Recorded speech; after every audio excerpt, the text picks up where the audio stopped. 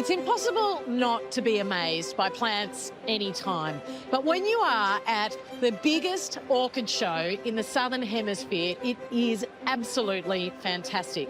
It is such a diverse and beautiful plant family, and the people that grow these plants are just as amazing. So come and meet a few with me. There have been around 28,000 species of orchid described, which are broken into about 850 genera. For the orchid obsessive, there is so much to choose from. I've just gone to orchids recently. My auntie got me into them a couple of years ago. I thought, why not? Right, I can see the way your eyes are going a little bit wide, that you might be on this one-way pathway of orchid obsession, Yeah. right? Once you start, you just keep going. Unreal. Yeah. What is it, do you think, about orchids that brings so many people here? They are easy to grow. And also the flower, they last very long, not like the other flowers. It can last like 2 to 3 months. We just thought, oh, everything, yeah, every flower is so beautiful.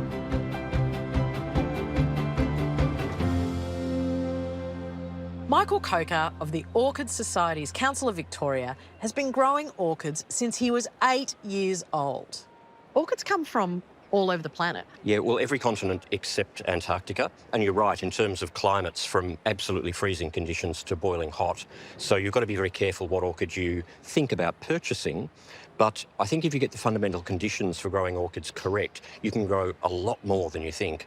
I like growing particularly Paphiopedilums, which are the slipper orchids. Paphiopedilums are the Asian slipper orchids. Phragmopediums are the American slipper orchids.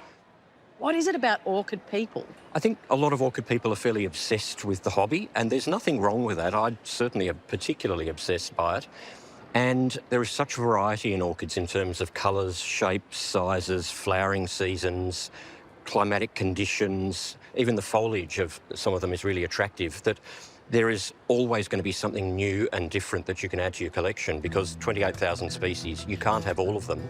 Hundreds of thousands of hybrids, you can't have all of them either. And with all the breeding going on, there will always be new and interesting things and challenging things that people can add to their collections. Now, Millie, this is one of my favourite plants in the show here. I've had this for about 12 years. It's Coleogyne usitana, comes from Southeast Asia. And the most interesting thing about it is that on the flower stems, you'll see the zigzags on them, and each one of those little nodes is a previous flower. Wow. Has about 1 flower per month on each stem. So it's a beautiful looking plant, very sculptural, and even the flowers themselves have that lovely dark labellum, which I think is certainly one of the nicest of the Coleogynes. It's so incredible. I've seen Coleogynes before, but always with flowers up amongst the foliage. And this is the Paphiopedilum, am I saying it right? Yes, you are absolutely right. They're unbelievable, really. I mean, the size of that flower is almost the size of a hand, isn't it? Absolutely, yes. They've been breeding these since the late 1890s, and they've got generation upon generation upon generation, and they're getting up to ones that actually don't resemble the underlying species at all. Right, it's like dogs. They end up looking quite amazing. Well, bulldogs is the other name for this type of Paphiopedilum. It is. That makes complete sense. The bulldog of the orchid world. Absolutely. I love it. And while the exotics grab the limelight, there are also many native Australian orchids, including these gorgeous epiphytes grown by Fran Byrne-Dimos. I like to grow the dendocs, the bridal veils, because they're easy. So dendocs, I love the way that we get all of these little shortenings. Dendrobiums? Dendrobium, Docrelia. And Docrelias. So they're some of the epiphytic kind of tree-dwelling species. Yes, coastal. You'll see them down at sea level, and they occur anywhere from southern New South Wales all the way up north to Cape York. I can see, as well as these amazing epiphytic orchids, there's also lots of those terrestrial ones, but they're harder to grow. They're a lot harder to grow. They need to be repotted every couple of years. They need mycorrhizal fungi to help them flower. That's something I prefer to go visit in the wild. They're hard work. Right. So if you want to have a go at some Australian native orchids, look up. Yeah, look up and you'll see these. Yeah. They're gorgeous. Yeah, give one a go. They don't take up that much room. Give one a go. You'll end up with 100. 1,000.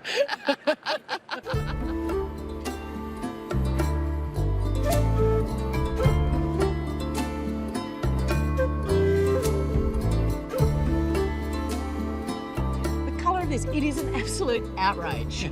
You think so, yeah.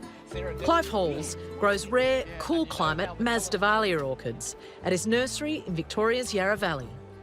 Have you seen these before? I've seen a handful before, but not this variety of colour. Yeah. This variety here is bred from one called Machu Picchu. That comes from up in the Andes. So they're a high altitude orchid. Does that mean they can take cooler temperatures? Yeah, it does. They grow very well in Victoria, Tasmania. Not so happy when you get them up into a warmer climate. But generally speaking, they're quite an adaptable little plant. And what is it that you personally love about them? I mean, you went in looking for something as a nurseryman that was a bit different, but it's gone past that, hasn't it? Yes, it has.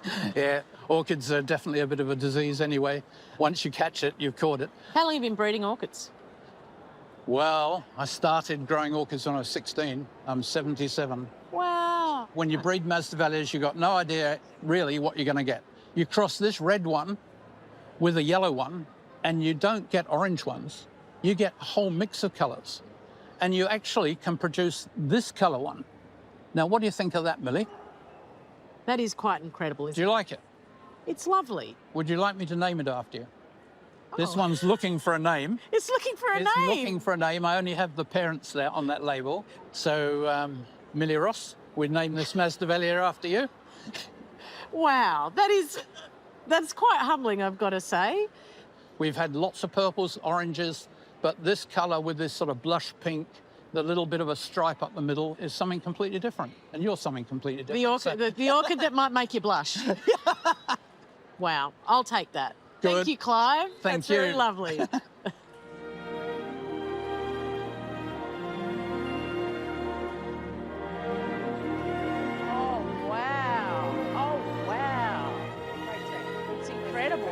Margaret Thomas is one of the judges tasked with choosing the best of the bunch. This is extremely special. This is the grand champion of the whole show. Of the whole... Whole show, yeah. Out of all the orchids, all well done, beautifully presented, but this one is the grand champion. It makes you get goosebumps, I think. It competes against all the others. All the others, all the genera as well, not just cymbidiums. And its name, Karaki Glowing, it absolutely is glowing. That's correct. So good name, good choice. The colour contrast, I think, is just fabulous. The red with the yellow knocks it off. I think it's beautiful, absolutely beautiful. Why do you keep coming back to orchid shows? Like, what is it about orchids for you? I just love them. They make me feel good. I've got something to do every day. Yeah, they just give you a life balance, I think, too, as well. Yeah, they really do. I think they're lovely, and I'd be lost without them. I really would be lost without them, yeah.